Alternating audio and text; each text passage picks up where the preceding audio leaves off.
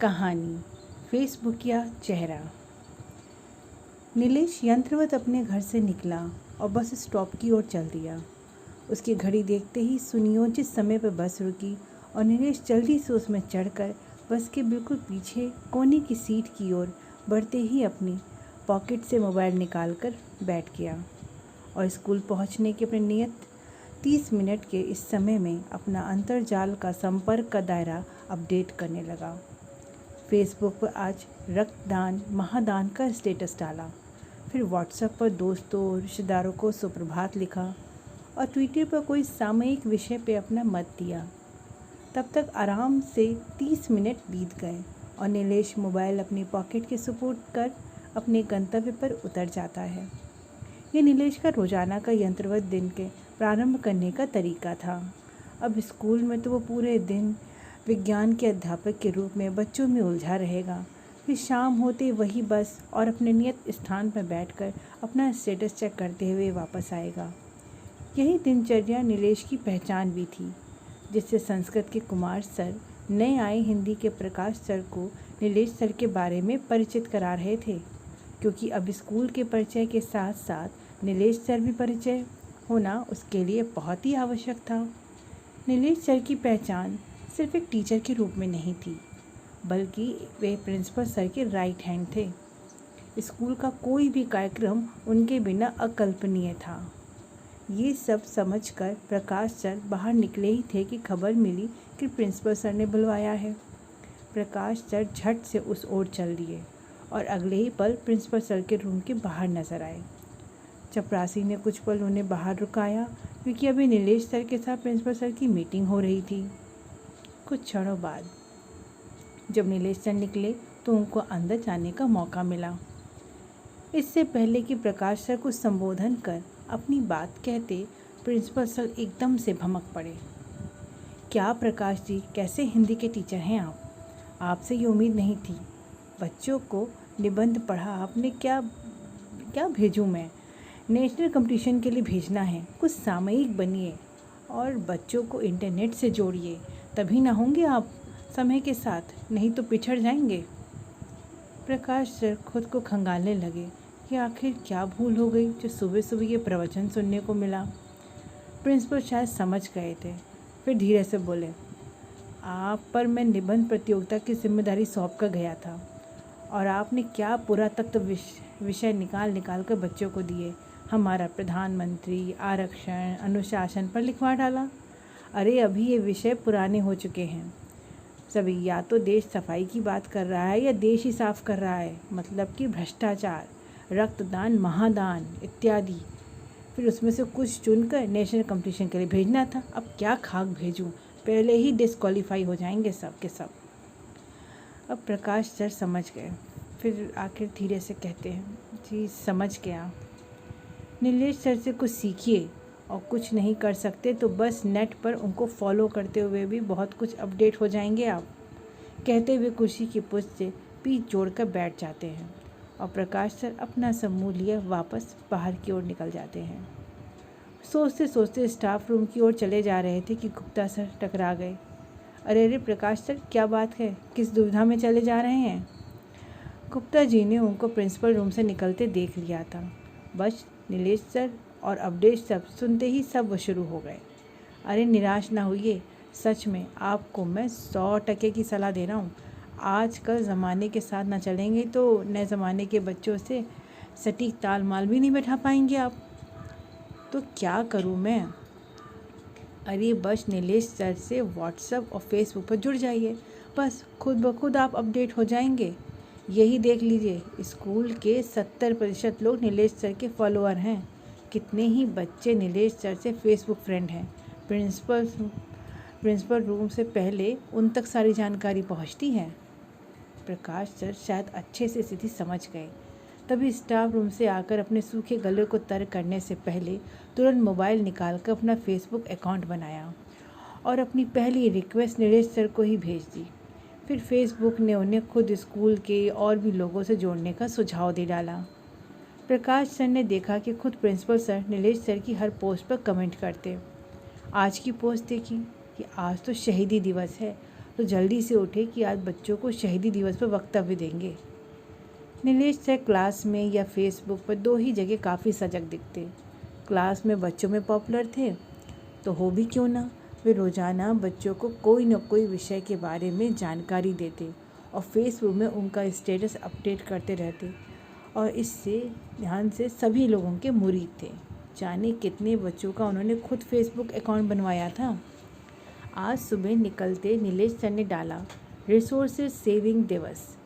बस उनके resources saving दिवस के स्टेटस के साथ उनकी बस की सफ़र की पिक डालते ही धड़ाधड़ कमेंट आने लगे कि वाकई हमें अपने रिसोर्सेज बचाने चाहिए, आखिर आज नहीं बचाएंगे तो आने वाली जनरेशन को क्या देंगे। इसी तर्ज पर आज प्रिंसिपल सर ने घर से निकलने से पहले ही उस पर स्माइली टैग कर कमेंट किया कि आज वे खुद बस से आएँ ये और स्कूल की सुबह की प्रार्थना से पहले उस पर कुछ भाषण भी दें। स्कूल तालियों से गूंज उठा और नीलेश सर मंद मंद मुस्करा उठे। यूँ तो स्कूल वैसे भी चर्चा में रहता कि यहाँ के टीचर्स बड़े अपडेट रहते हैं और बच्चों को सिर्फ किताबी ध्यान देने के अलावा सामयिक मुद्दों से भी जोड़ के रखते हैं। आज सुबह नीलेश रोजाना की तरह घर से निकलने से पूर्व अपनी पत्नी पर झुंझला उठा। सुनिए, बहुत दिन हो गए माँ बाबूजी के, और अपने बड़े भैया से भी आप मिलने नहीं गए। पत्नी बड़ा संभलते हुए धीरे से बोली। क्या? अरे रोज़ तो व्हाट्सएप पर गुड मॉर्निंग सेंड करता हूँ उनको, उनका भी गुड मॉर्निंग मैसेज आता है, सहजता से नीलेश ने कहा। कल उनका फ़ोन आया था, भाभी की बड़ी तबीयत ख़राब है, खून चढ़ाना पड़ता है, कभी आप भी। अरे ये सब छोड़ो, पहले जो मैं ढूंढ रहा हूँ उसको देखो।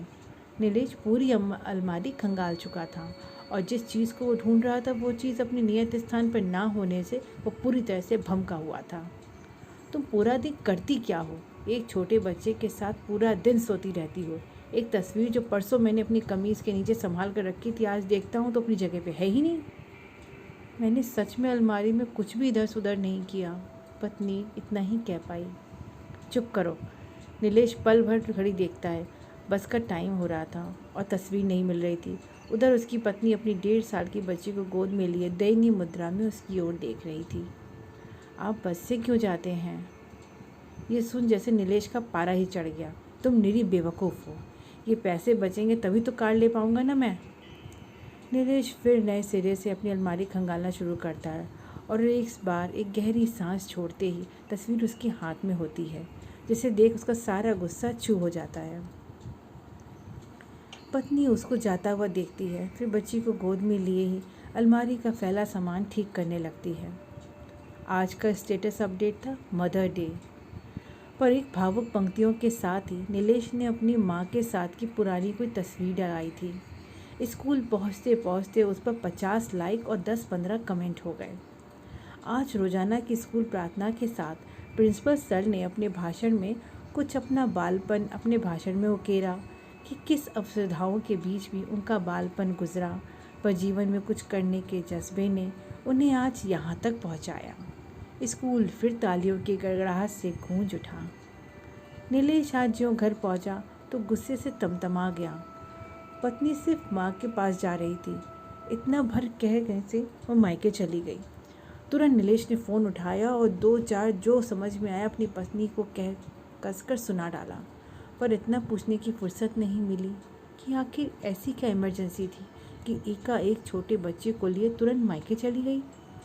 देर शाम तक वापस आई तो पति की नाराज़गी के डर से थकी हारी होने पर भी तुरंत रसोई में घुस गई और खाना बनाकर ही रसोई से बाहर निकली।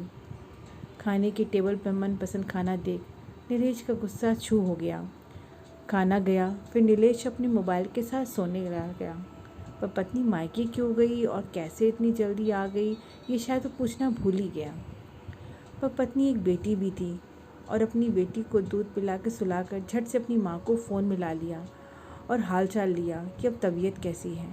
आज जब उसकी माँ घर पर अकेली थी तब फिसल कर गिर गई, तब बेटा बेटी सबको फ़ोन मिलाया। पर बेटा शहर से बाहर गया था, जो देर शाम तक लौटा।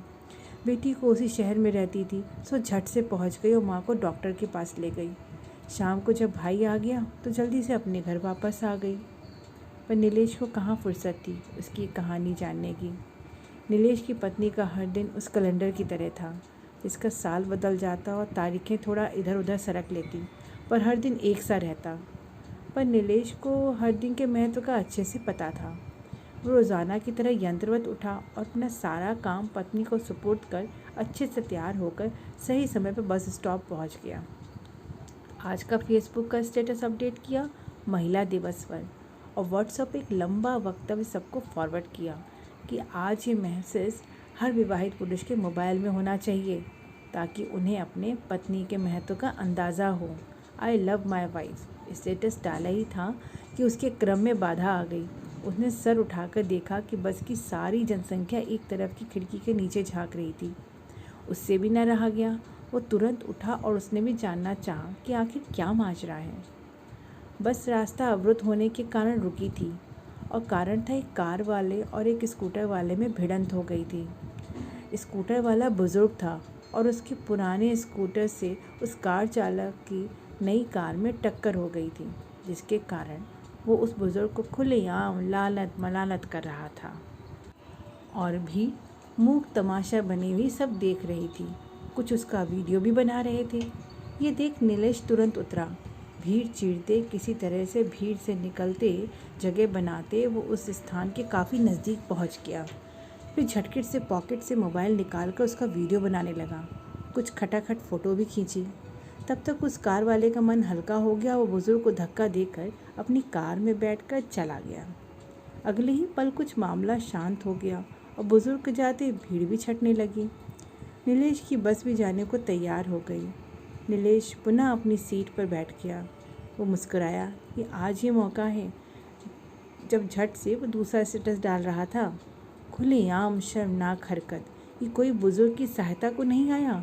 उसने फेसबुक में स्टेटस डाला और अपने गंतव्य पर उतर कर उसने देखा कि चंद मिनटों में ही 50 से ऊपर लोगों ने लाइक और शेयर किया था। ये देख वो मुस्कुराते हुए स्कूल के अंदर दाखिल हो गया। कहानी समाप्त। धन्यवाद।